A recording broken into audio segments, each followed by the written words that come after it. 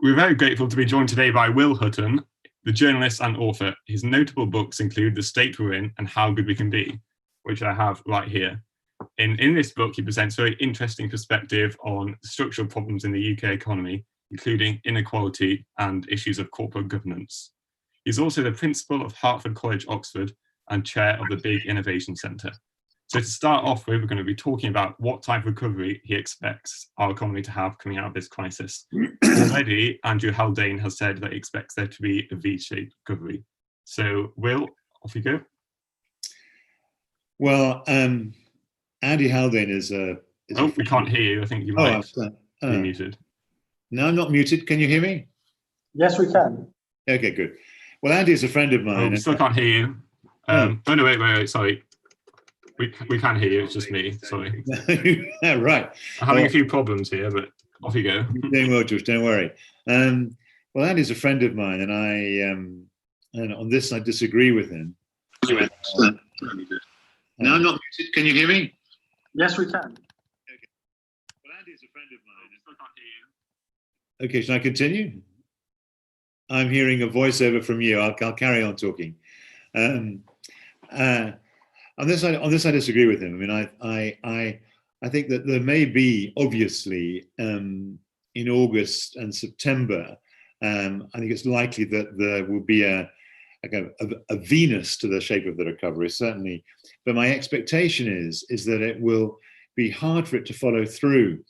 One reason why I think it's hard for it to follow through is that I'm surprised myself that the very considerable numbers of people remain really quite frightened about COVID. I mean, you don't want to go on public transport, we don't want to go out, and certainly don't want to return to workplaces. So I think that I'm also concerned about the end of the furlough scheme. I think someone should go on mute, actually, because I'm getting lots of howl around. I'm also concerned about the end of the furloughing scheme. I mean, I would have run it for 12 months, rather as the Germans running their Kurzarbeit scheme. I think curtailing it after 7 months is too quick. And I think we may find that unemployment rises much more sharply than the Office of Budget Responsibility expect. They're saying that 10% of the 9 million furloughed workers, 9.4 million furloughed workers will lose their work, will be made unemployed.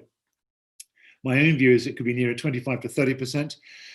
So with unemployment rising through, as it will be, and 4 million approaching 5 million, I think the recovery is going to be, it will start reassuringly.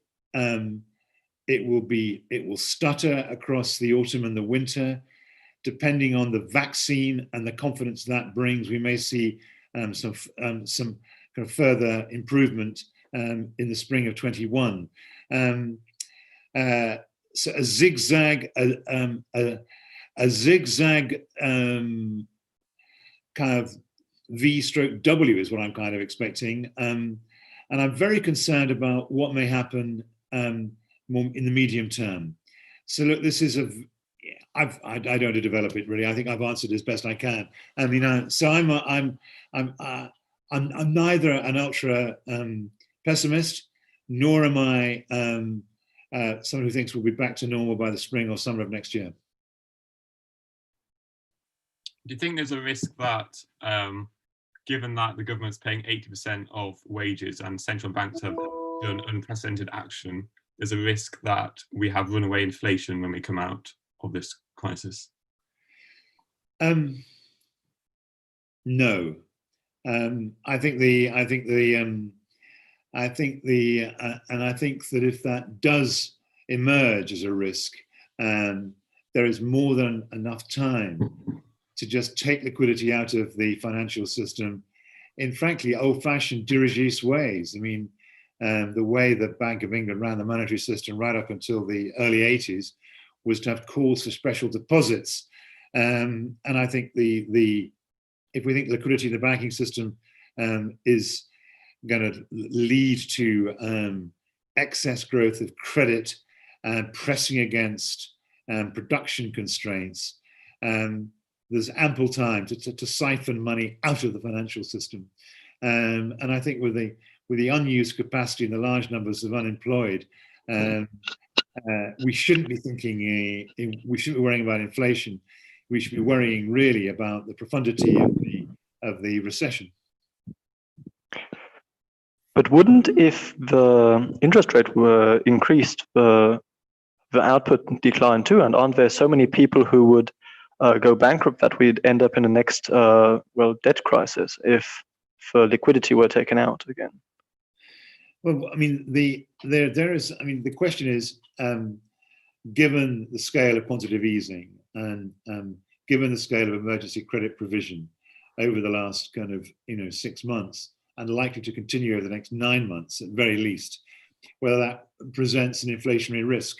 To which my answer is, if that pool of liquidity translates into real purchasing power and puts real pressure on real resources to create self-fulfilling inflation and not relative price effects, then you have ample time to sterilize that liquidity by simply calling for special deposits. The banking system lodges liquidity with the Bank of England, who then can release it.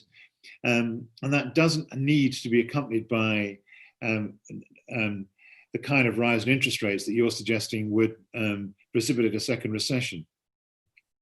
It's a qualitative, what you're doing is a quantitative move.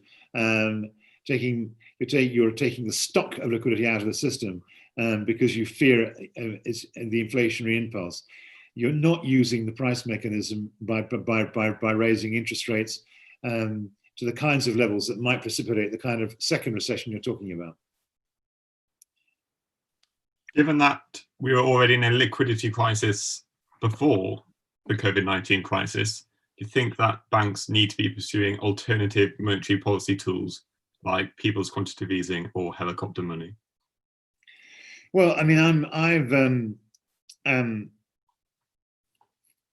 not sure that this crisis, and good questions, but you're homing in on the financial system and the monetary system. And it's right to hold that in mind. But this COVID-19 shock is it's a supply and a demand shock, isn't it? I mean, it's a demand shock in that it's led to, simply kind of increase in savings and a withdrawal of both consumers and business investment from the demand side of the equation. And it's a supply shock in that there are all kinds of, not only is there people being furloughed, but there's all kinds of kind of interruptions to supply chains. So, for example, building work is going at much slower pace because construction companies complain they can't get the materials they need. Similarly, factories that relied on just-in-time delivery of key parts can't do it because the parts aren't coming through. So, what you've got a double shock happening in the real economy. And what's happening in the financial system is trying to be accommodative to that and not make things worse. And I think that you've got to keep your eyes firmly on the kind of demand and supply shock, and think of the financial system as being accommodative to kind of mitigate those shocks. And if it happened that there was an inflationary menace, then you act as I described in my first answer. That's how I see it. To what extent do you think that teleworking has been a solution to this supply shock, and will it actually improve permanent productivity? Because, for instance, what we're doing right now, we wouldn't have been doing a year ago, but we might actually continue to do to host online events during the next years. Yeah, I mean, do I think? I think that governments had no option but to do what they've done across the OECD. Actually, to in varying degrees, there are these furloughing schemes. It had to happen that if you have lockdown, that the state has to accommodate the shock. Otherwise, all mayhem would have happened. So, whether it's France, Germany, Italy, UK, Australia. I mean, these countries have all had variants of the furloughing scheme. Obviously, you can't have 1/3 of the UK labour force on the government's books indefinitely, even much beyond 12 months. So, was it right to introduce it? Yes. Should it continue indefinitely? No. Should it be finite? Yes. What kind of time horizon should it have? My guess would be around 12 months. What's the productivity effects likely to be?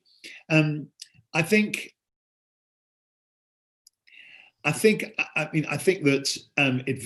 there's two things here. I mean, there's what's happening by sector, and I think there could be some quite sharp increases in productivity in some sectors, not only ones like our own in higher education, which are particularly easy to have this kind of digital conversation we're having at the minute. But I suspect that actually there's going to be in the retail hospitality sector, which employs, around 3 million people, catering, that sector together was 3 million people. I doubt that the nearly 2 million who are furloughed are going to all be brought back. And I think we will see some productivity gains in some what have been traditionally low productivity parts of the economy. So that will be masked by the fall away in output. In 5 years' time, my guess would be that for any incremental increase in output, the rate of productivity would be higher than we have seen over the last decade. So I think that the shock that's taking place is going to see productivity enhancement in the medium term, but the short term, and it's going to be very difficult to see exactly what's going on sector by sector because the differential effect of COVID is so huge. Mm-hmm. What do you think? Sorry, go on. Okay, I'll go ahead then. What do you think about? Well, how effective do you think the innovative packages which have been introduced by Rishi Sunak recently, how effective do you think they'll be, or do you think we should have focused on simpler projects rather than these intricate projects?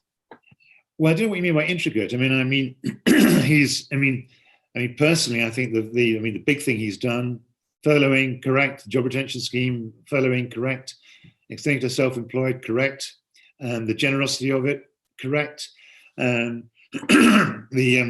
working with the Bank of England, the credit lines to SMEs, correct.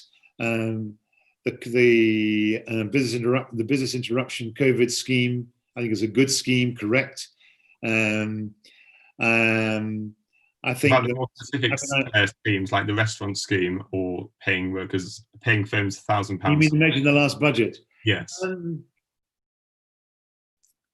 I mean, personally, I mean, people talk about Richie giving a convert to Keynesianism, and I don't really buy that. I mean, I think that we may yet see what I want to see, but personally, I think he should have extended the VAT cut. There should be more general VAT cut actually, rather than the one that was targeted at the restaurant and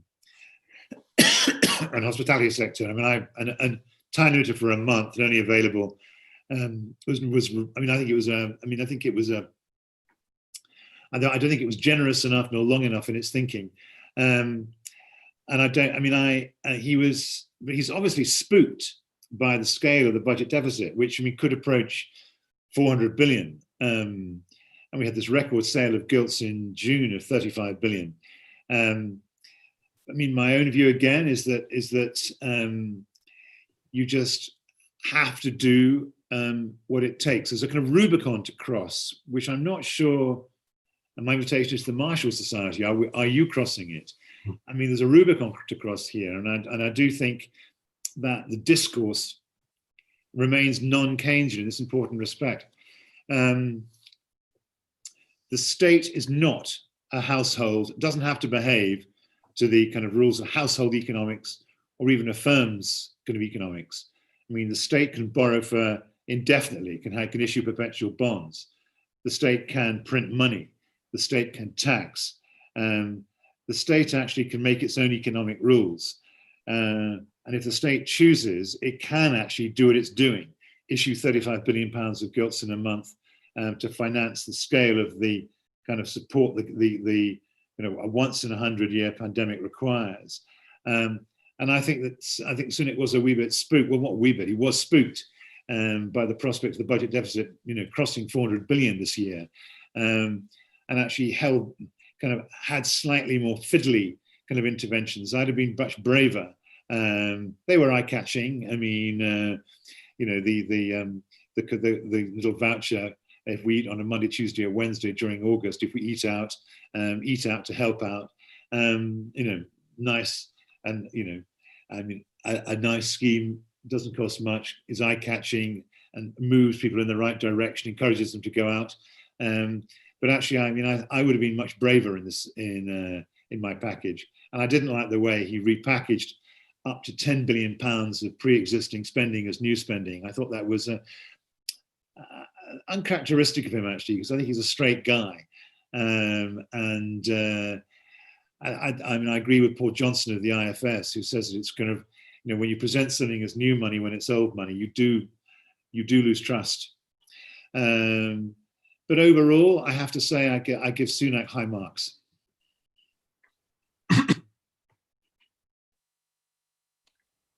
So overall, you've sort of addressed it in the UK sense, but overall, do you think that Keynesianism is now the new norm? Keynesianism, people, I think that I've been, and thank you for the invitation to speak to you tonight. I've been writing about this for 35 years. I wrote my first book on this in the mid-80s called The Revolution That Never Was. And my argument has always been,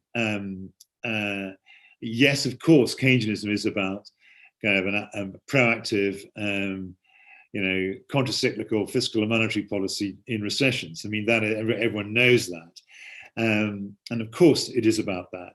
But it's about so much more. The big question that Keynes asks is, why is the capitalist economy, why isn't the well-oiled machine as conceived by, classical economists? And his answers are very profound. And if you haven't, and I don't have to read all of Keynes's works, but I do commend you, if you haven't come across it, a book by a Norwegian economist who's now in his 80s at the University of California called, his name is Axel Leyenhofer, and he wrote a book in the late 80s called On Keynesian Economics, the Economics of Keynes. And he makes these points. First of all, understand, unlike the classical economists, you can't assume in the wisdom of crowds. The future is by definitionally unknowable. It's beset by unknown unknowns. It's the point that actually radical uncertainty, the point made by Mervyn King and John Kajetan in their new book, actually just out. We confront radical uncertainty, and that leads to, because of uncertainty, the speed of adjustment in different markets differs. So the labour market will necessarily adjust more slowly than financial markets, who can act on the radical uncertainties much more quickly than in the labour market. And that's the differential speed of adjustment, and this kind of in different markets, radical uncertainty, and because of the fact of time, kind of lead the capitalist economy to have these kind of instabilities which require a deus ex machina in the form of the state to kind of stabilize. And so the big Rubicon you have to cross is to accept that the state can act in ways that households and individual firms cannot, but secondly, is obliged to act in that way to stabilize the inherent instabilities in the capitalist economy. And that requires an agile state that builds in resiliences, socializes risk, kind of acts to kind of build kind of automatic stabilizers, And that is actually, you can't do away with that. I mean, the kind of 35 to 40 year attempt since the election of Thatcher and Reagan in 1979 and 1980 respectively, and which has continued more or less until now, in which you hope that essentially you only act to intervene if there's if you can demonstrate there's market failure, is the wrong prism to look at a capitalist economy. The right prism to look at a capitalist economy is it is inherently unstable, inherently given to and produce inequity, but contains the magic of creative destruction, which actually propels unleashing new technologies, what underpins wealth generation. And you have to understand that public and private move in lockstep, and you can't do without the public sector. You can't do without the state. And Rishi Sunak, if he was honest with you, if he was on this call and he was talking off the record, would kind of say that he remains a conservative. He will, and that what he's doing, he's been compelled to do by the force of events. But as soon as he can, he wants to get back to, in inverted commas, normal. And I don't think he's crossed the Rubicon of actually becoming a proper Keynesian economist or a proper Keynesian chancellor. More is a pity. Long answer, but I felt I had to say it. That was very interesting. When you say inequality, like, how does Corona affect inequality right now? How does Corona affect inequality? I think that just hold on a second. I just want to get back to you guys. I'm just well, look. I mean, it's obvious. I mean, I don't know whether you're broadcasting from Cambridge. I'm sitting in my office here in Oxford, where there's been kind of negligible and kind of notification of COVID cases for some weeks now, and only a handful of deaths. And it's the same story in the richer parts of the country, where people have been able to work from home, excuse me, self-isolate in capacious homes, have gardens and all the rest of it. And where there are the lockdowns in places like Leicester and where the hotspots are plainly places where, you know, living conditions are more cramped, there's more people sharing houses, and the infection rate is higher. And actually, sadly, kind of the public infrastructure of health provision is also weaker. So, you know, inequality has really manifested itself cruelly during this COVID crisis. And it's obvious that if we are going to tackle the questions that you raised earlier, if we're going to organize a response to the double supply and demand shock, then actually all of us have to be confident that we're not going to catch COVID, and that we're not going to get into contact with people who come from disadvantaged parts of the country or disadvantaged parts of individual cities. And I'm reminded actually of the rise in the second half of the 19th century. You know, the middle class in the great industrial towns, you know, Liverpool, Bristol, Manchester, you know, all built the kind of the capacious pavilions in the west, because the prevailing winds come from the west, blow through the town, and the stench and the disease was blown by the prevailing winds towards the east, where the slums were, particularly true of London. And it was only when you could smell Preston, and travellers would say 35 or 40 miles away, and you could certainly smell London 20 or 30 miles away. I mean, and the middle class became converted to the cause of public health, of sanitation, clean water, and later in the early part of the 20th century, kind of vaccination, because actually you can't allow inequalities of health to be not dealt with because they threaten you. And actually we are all discovering the same truths in the second decade of the 21st century.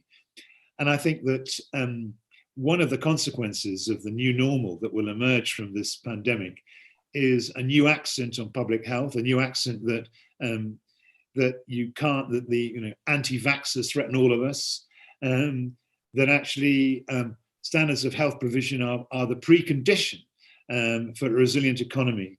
I mean, all of us enjoy going to some public events, if it's classical music, a concert, of sport, football, rugby, watching it live. You need to know that the people going to the turnstiles at the same time as you, or sitting in the adjacent seats in the stalls or whatever cinema, aren't going to give you some noxious disease. And we've taken it for granted that one can not invest in public health and allow pockets of inequality to kind of exist as, I mean, Boris Johnson's famous phrase, it's an encouragement for us, an incentive to kind of work harder not to be in that position. But we now learn that there's more dangerous consequences of it. So I do think that I'm not certain this is naturally going to lean to the kind of left necessarily. I mean, I think that liberal conservatism, which also kind of accepts these precepts, is going to kind of buy this kind of argument. But I do think the long upward march of the kind of the Anglo-Saxon right, in both Britain and America, and in parts of Europe, is going to be stemmed in its tracks by this pandemic. Because I think the kinds of things they're being saying, and you can see it vividly in the States, just are wrong and just don't speak to people's daily concerns and how they're going to get to the other side of the situation we're in. Another long answer. Short answers from now on. So if wealth is a signal of health, then we should all be wearing suits from now on. But maybe you could tell us about the NHS. Do you think that the NHS needs reforms, and if so, which? Because, well, frankly speaking, Britain hasn't done very well in a European comparison. No, I mean and I'm guessing that you're. I don't know what, but I mean, I'm guessing that you're. You're sorry. German. German with well, bloody hell. You have done very well. I mean, the National Health Service. I mean, in fairness, the National Health Service, I think that there were. I mean, and I'm not saying anything that no one on the call is going to disagree with particularly. I mean, it's now obvious that Britain should have locked down at least a week, if not 2 weeks earlier than it did. And there were all kinds of mismanagements during the course of the crisis. The Prime Minister and his team they didn't win office as being the kind of people who make tough choices during pandemics of this type. I mean, they're not, a man like, many of them are, very few of the people in the cabinet, I'd accept Michael Gove and I'd accept Rishi Sunak, but very few of them would in any other circumstance be around a cabinet table. I mean, they're there because they're cheerleaders for Brexit. And that level of incompetence has actually marred, has kind of made the NHS's kind of capacity to do what it needed to do harder. But I mean, obviously, the NHS doesn't have the decentralized kind of structures that you have in Germany. It's overly centralized. Public Health England is over centralized.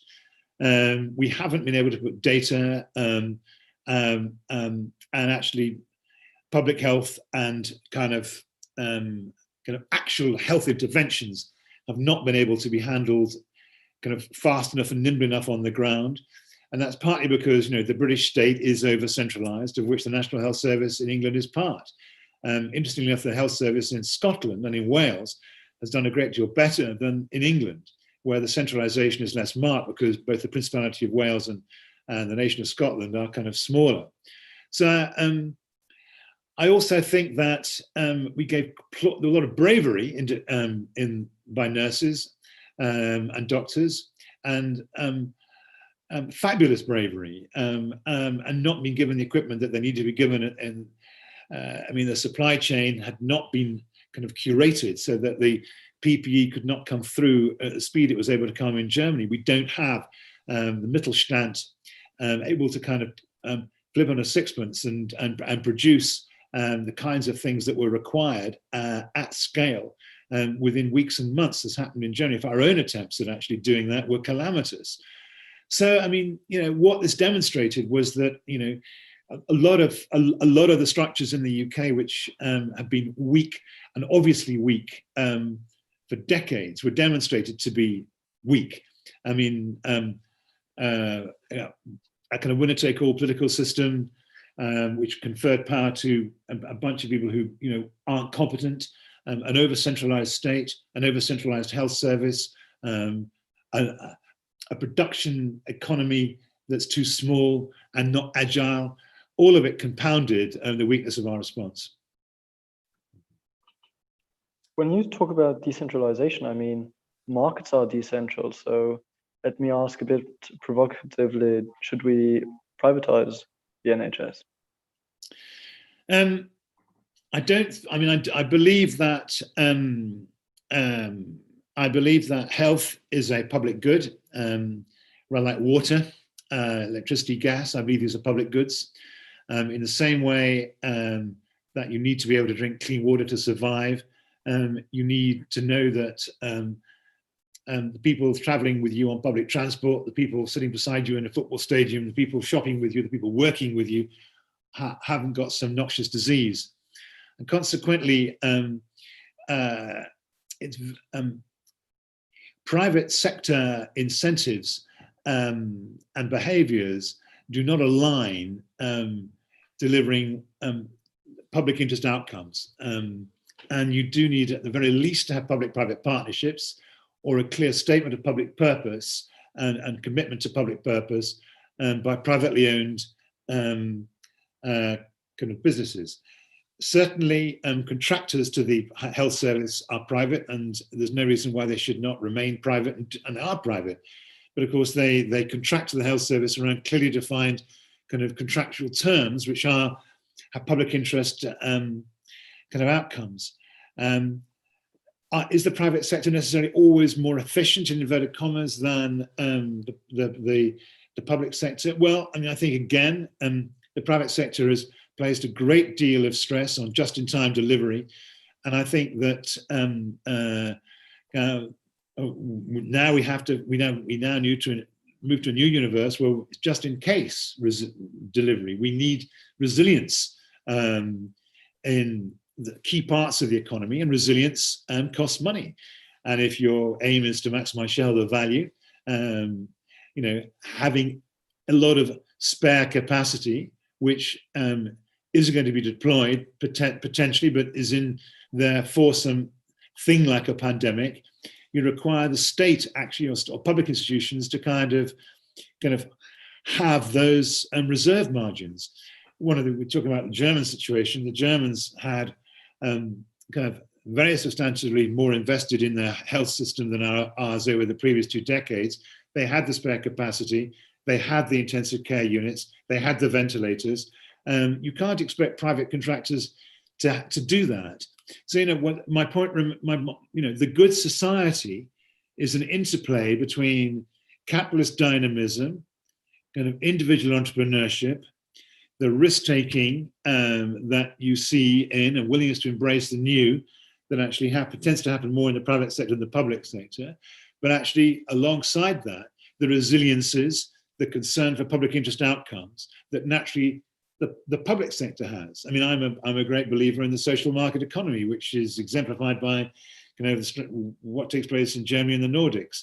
And I think in the UK and the United States in particular, we've toppled over too far to not respecting what I think are kind of elemental truths. Good response. So just we'll go to questions in about 10 minutes, but okay. Topics that we haven't covered yet will be the university sector, and obviously you're welcome to talk about that, and that's of interest to us as university students. So what do you think the impact will be on the university sectors? How do you think teaching will change? And do you think universities should be allowed to default? So 3 sorts of questions there. Well, I mean, in the Marshall Society, I mean, I think, I'm principal of Oxford College. you're all, at Cambridge. I mean, I haven't played the game as a master of an Oxford College who've actually, I have total respect for Cambridge, and most of my friends in Cambridge have total respect for what we do in Oxford. I mean, come on, we're two of the best universities in the world, and I'm totally confident that we and actually the Russell Group universities will get through this to the other side in good order. Although I fear that even some Russell Group universities have over-leveraged themselves in the expectation of kind of very high levels of overseas students who will partly be deterred by COVID. And if you're reliant on Chinese students, which the kind of, particularly the kind of tier of universities below the Russell Group, below is not a fair word, but and in terms of kind of academic credentials, you know what I'm trying to say. I'm concerned about them. The revenue stream is going to crater in some cases. They have high leverage, and it's not obvious to whom is going to occupy and the new student blocks that they've built. I'll come back to whether they should now default to go into receivership in a minute. On teaching, I mean the experience here in Oxford, and you must put me right is that actually, in terms of learning pedagogy, I mean, online has proved to be remarkably successful.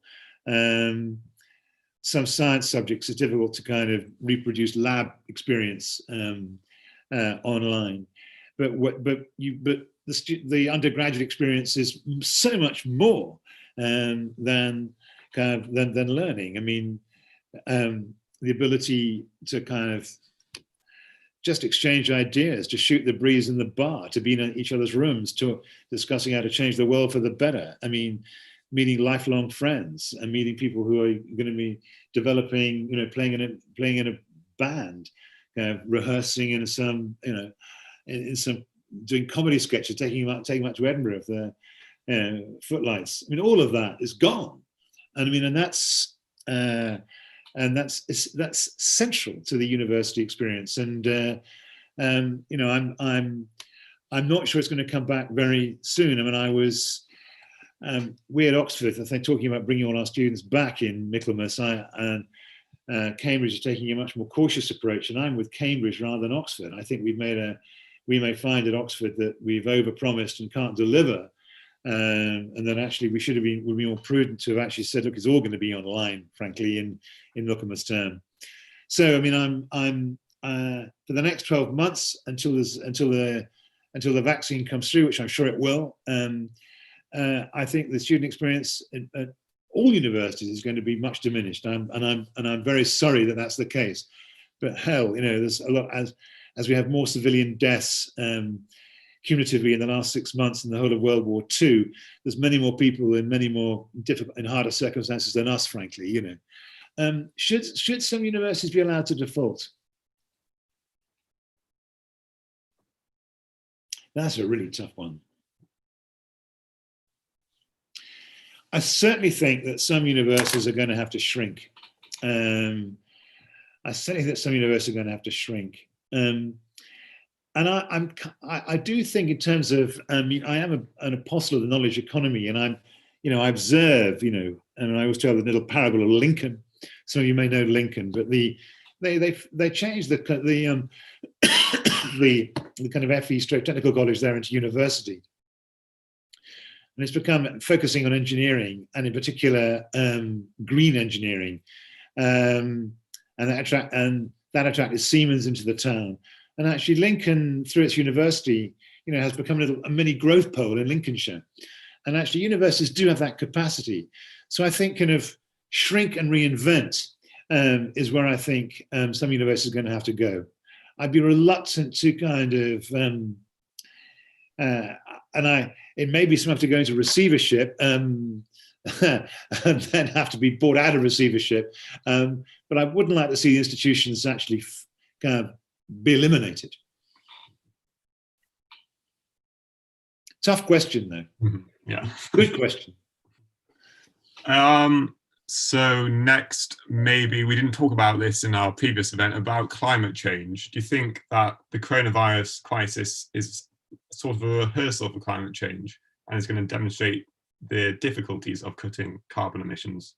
Or is it rather actually a sign that what we've been practicing now is what would be necessary to, well, eliminate climate change, and that it's so hurtful that we can't actually do it this way, and that we have to rely on technology instead? I mean, I'm, there's a debate within the green community about whether or not you have to, or within all of us who are part of the green debate, actually. I mean, not just the green community, because it's a universal kind of issue. I mean, to what extent can we sustain living standards, but at a kind of different paradigm in resource use, enabled by technology? Or to what extent do we have to really consider kind of massive lifestyle changes? I think what COVID-19 has done, actually, I think what COVID-19 has done is made people aware of a lot of the argument for climate change is about, should one invest preventatively, as on the precautionary principle, and there's been a sense around the world that it may very well be the case that the climate is changing, but let's really see the hard evidence, and actually in committing billions for precautionary measures that may never be called on is an improper use of public resource. I think that argument is smashed now forever. I mean, I think COVID has shown you that that it is likely that these pandemics will happen again. And I think it's made more vivid the cost of not taking precautionary measures. So I think in a sense, a big argument for kind of being green has been made. Secondly, most recovery plans, even Rishi Sunak's, who's a bit of a climate skeptic, most recovery plans around the world have incorporated a big green element. So I think that, whether it be home insulation and the build, and I mean, look at the way that the debate's emerging in Germany. So I kind of, and then thirdly, I do think that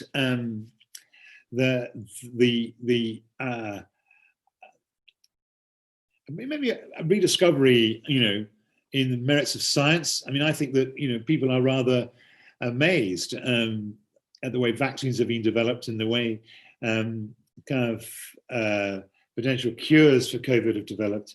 And science does, if you really put scientists, if you really put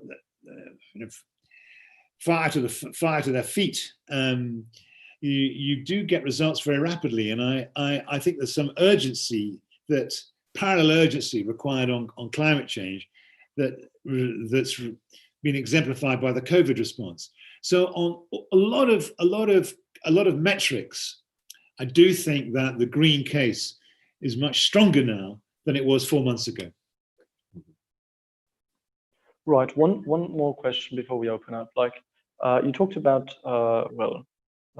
universities and said that Chinese students will maybe not come to the UK as much as many, the same amount of than they did before. And you talked about supply chains and just in case delivery. Do you think that globalization will just roll back permanently and decrease? Another very good question. I mean, there's good and bad globalization.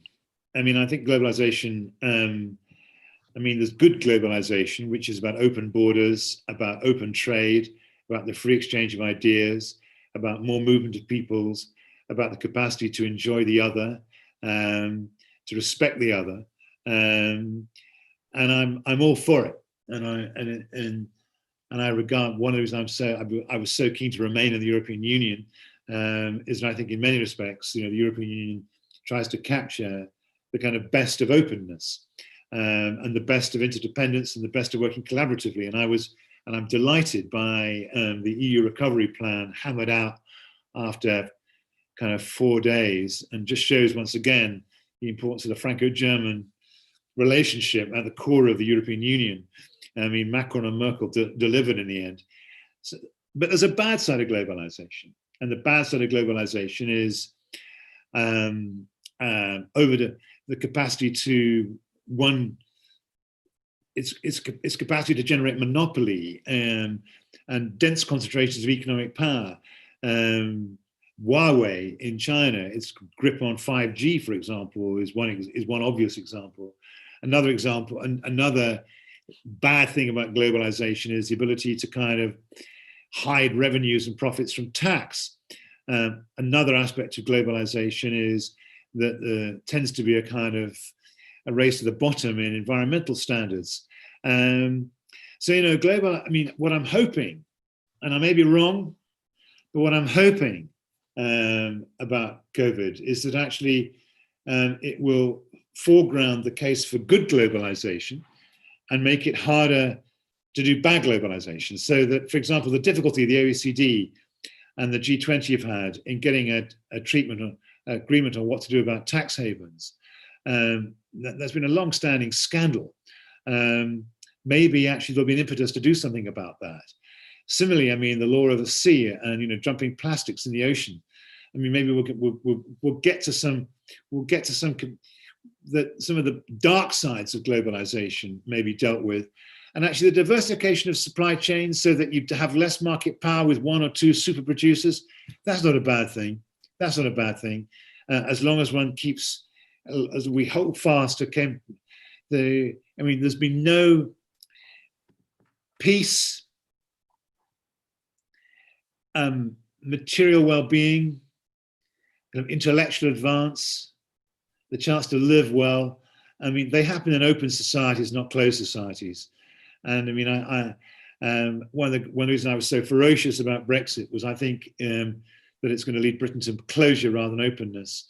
And actually, paradoxically, going to be on the side of the anti-globalizers rather than the pro-globalizers. Mm-hmm. Yes, and that'll be very interesting going forward with the result of the US election, because that will definitely change the direction of globalization, I'm sure. Okay. Yep. Quite a marathon, this. You're getting me to talk for 50 minutes, but I'm enjoying myself. You're asking great questions, guys. I mean, really good questions. Okay, we'll go on to some. I'm hoping giving illuminating answers, but you have definitely. We're going to go on to some questions from our members now and the wider audience. So our first question is, with varying responses and severity of the pandemic in different countries, what do you expect the implications of the pandemic are for global inequality? And what would it mean for the UK? So we've talked a lot about inequality in the UK. What about global inequality now? Well, look, I mean, one of the things I loved about what has happened in the European Union is that the four frugal states ultimately gave ground, and that some of the states that have been hardest hit by the pandemic are going to get grants and soft loans from the European Union. I mean, maybe not quite a Hamiltonian moment in Europe, but it's a big moment. But that's not happening globally. I mean, I think it's a disgrace the way the Americans have tried to, under Trump, try to buy up, ventilators, vaccines, goodness knows what, and undermine the World Health Organization. So and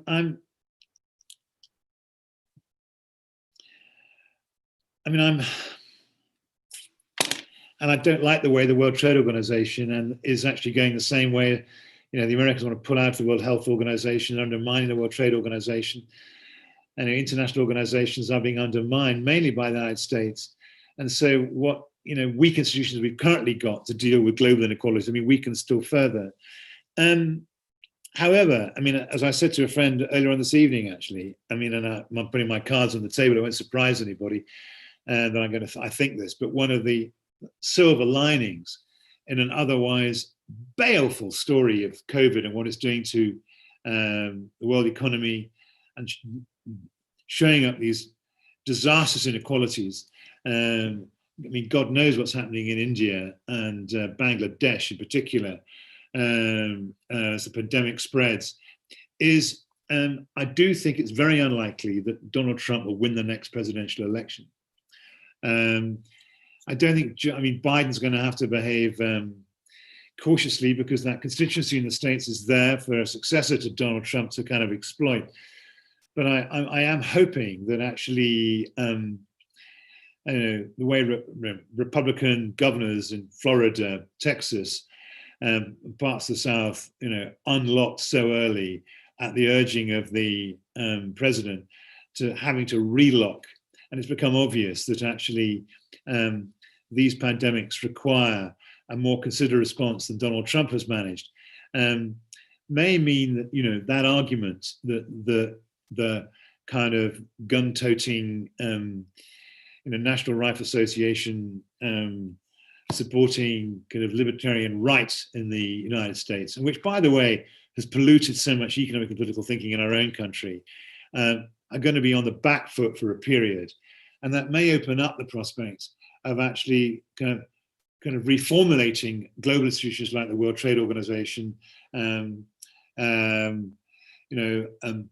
something with on climate change, that actually a Biden-led United States might be readier to play a leadership role in international organizations that Trump has resigned from, and with the need exposed by the inequalities that we're witnessing. That's my hope, but I'm not sure. May I follow up on the grants in the EU, and you also indicated that maybe you would support this on a global scale. If you look at it, the scheme in the EU means that people in Germany, for instance, pay in the order of magnitude of more than 10,000 euros per person just in grants to other countries. Well, this is with other countries having very much more, a lot of reforms to be done, particularly when it comes to pensions and exiting the labor force because of age. And also in Italy, people have more wealth than in Germany, actually. And I find this a very complicated situation. It is a very complicated situation. You're right. Venice and the Venice district has higher per capita incomes. Well, its per capita incomes are as high as Munich, actually. But there's not much to choose. The trouble is, only one Venice and one Milan. You've got 55 million Italians, where on average the per capita incomes are much lower than an average in Germany. And actually, the scale of debt in Italy constrains its kind of options in a way that are less constrained in Germany. And actually, I have to say, I've taken a lot of stick for it over my career, but I've been a long time admirer of the German social market economy, and the German public discourse, and actually the way the German political class behaves and conducts itself. And I thought, and similarly, actually, there's going to be a similar increase in it in demands on French citizens, actually, and we have to. I hope that the Le Pen right and Alternative for Deutschland in Germany don't exploit this, because that is the danger of the. And I hope that the recipients of these monies, do the right thing with it. You are right; it's a very complicated situation, but better. I thought one of the best responses to the early COVID crisis was the president of Germany gave a wonderful, wonderful speech. One of those kind of when it was either the end of the war and celebrations, the end of, it was that first or second week of April. I thought it was, and stood, with Macron and Merkel, kind of in some kind of social distance moment, but in front of the Brandenburg Gate in Berlin. And bloody hell, what a speech he gave, talking about the need for Europe to hold together and the need for Germany actually to step up to the plate, and for Germans to recognize that, unlike Germans in the past, they'll be part of the solution in the future. And, God damn, you've gone and done it. I think as a German citizen, you should be bloody proud of yourself. And actually, I am very confident. What I'm going to do in the years ahead is I'm going to campaign like mad for Britain to rejoin the European Union. I actually see it, in Britain, having very much the character of a right-wing coup, run by some very imperfect politicians who aren't very good at governing, taking our country in the wrong direction. And I think that's a view which is, I think, going to grow more in the UK. I predict the European Union is going to become very, very popular in the UK in the next 2 or 3 years, and the Brexit right very, very unpopular. And I think this is going to kind of, we may see, this may be part of a kind of a remaking of the institutions that and the thought process that Trump and Johnson have tried to bust. So I'm optimistic. And you young guys have got to carry the flame. You've got to carry the flame. You've got to, we old farts have got to hand the baton on to you guys, and you've got to hold Europe, build Europe, and make it a kind of beacon for Enlightenment values globally. Right. Next question then. If there was a second wave, what strategies would you advise the government to use now that we've experienced lockdown and observed multiple government mismanagements?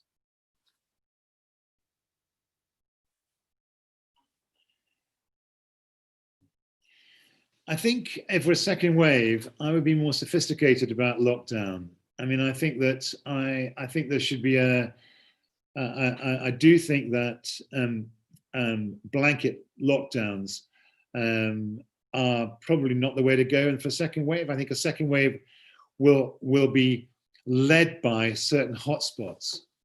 And I think what we'll have to do is we'll have to have more aggression in lockdowns in those hotspots, and try to keep the economy moving in areas where the threat is less. Secondly, I think one has to do, I think we need to make certain that essential workers are given the proper protection, so we don't get the different, one of the scandals in this is the high death rate of National Health Service workers compared to other health workers in other countries. Really, it's outrageous that you're more at risk as a nurse or a doctor working in a British hospital than you are in a German, French, or Italian one. Even the Italians did better than us on this. So protection for essential workers, differential lockdown, and yeah, I guess that's my takeaways. Okay, I think we'll go with 2 more questions then to finish off. We've got a question about the impacts on emerging markets in terms of capital outflows and building debt. So that's sort of assuming that there will be capital outflows from emerging markets. But do you think it's possible also that there may be capital inflows into countries like China, which have dealt with the crisis much better than countries like the US? Well, remember that the renminbi is not fully convertible, and that the capital inflows and outflows in China are very tightly managed by the Chinese Communist Party. But on emerging economies more generally, there have been capital outflows. There's been a flight to the dollar, and to a less extent, a flight to the euro. That's been one of the, and that's been one of the reasons why we have negative interest rates in both in short-term euro debt, short-term UK debt, short-term Japanese debt, and short-term US debt. A lot of liquidity is chasing, inverted commas, safe assets. I'm very concerned about the emerging economies. Actually, I think that there's been a fall away in commodity prices, closure, partial, growth of protectionism, and closure of some Western markets to a degree. capital inflow slowing down, in thrall to courtship from the Chinese. It's not a healthy situation whatsoever. I mean, and I come back to, some Keynesian precepts. I do think that we need to breathe life into the World Trade Organization, life into the World Bank, life into overseas aid programs. And I regret the fact in Britain that we've merged the the Foreign Office is now going to run the aid budget. I think that's a category error.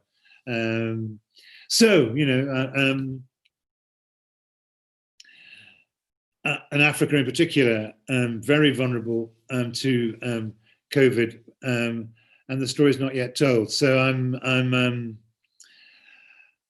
it's a good question. I don't have good answers. I've given. I mean, indicatively, that should be the direction of travel. I mean, I can't see that happening while Trump is president. It's fundamental, actually, to global health, economic and social and actual health, that he doesn't actually get re-elected as president of the United States of America. Okay, final question. We'll finish on a bit of a fun question, which we also asked Mark Littlewood, which was, which economist would you put in charge of the dead or alive, would you put in charge of the UK's economic recovery? Oh, look, you know my answer. Yeah, I suspect. No, look, I got to my late 20s. I'd done economics at university, and I'd gone to do an MBA at INSEAD, and I got very interested in the social market economy, actually.